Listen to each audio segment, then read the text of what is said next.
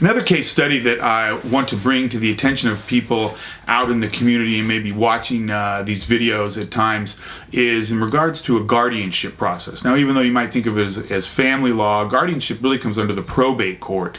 And what happens in a guardianship matter is someone, I'll give you the example of Dora. Dora comes to my office. She has a daughter.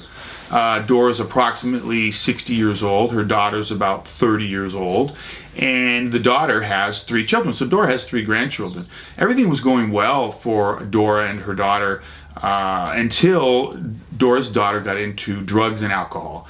And so Dora was able to convince her daughter to allow the 3 grandchildren to live with her. The problem is the daughter kind of disappeared. Once mom was taking care of the kids, daughter disappeared. Unfortunately, with the drugs and alcohol, Dora couldn't find her, and she started having problems with the school. She couldn't register the kids for school because she didn't have any legal documents saying that she was in charge of these children because mom wasn't around to do that.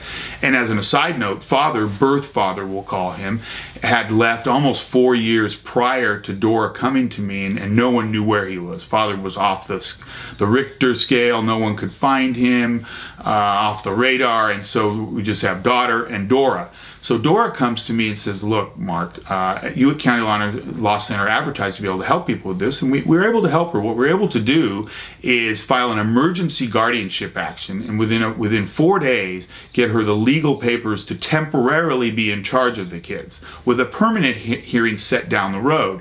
And we were able to get her permission to register the kids in school, take them to medical care, sign them up for summer camps. None of those things were going to happen without Dora having the guardianship papers to be able to proceed with her life and for the kids' life, her grandkids. But daughter still was not in the picture, and so then we went a little further through the process. We located birth father, gave him the required notice that he's allowed to have by law of what was happening.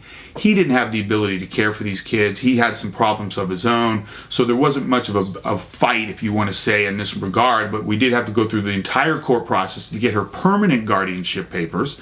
And now Dora enjoys having her grandkids. She's taking care of them and has full responsibility. Mom, birth mom, and birth father are not allowed to have any interaction with the kids unless Dora allows that to. So she's able to supervise what goes on with the kids, and it's worked out well. And just as a side note, daughter has just finished, I think last week I got notice, she finished drug counseling, seems to be on the right path, and so hopefully things will work out for daughter as well. But in the meantime, Dora's able to enjoy having the grandkids and has full responsibility for them. So if you have any needs in regards to guardianship, maybe similar to adoptions and other things that may happen in family law / probate work, feel free to contact County Law Center. We will help you.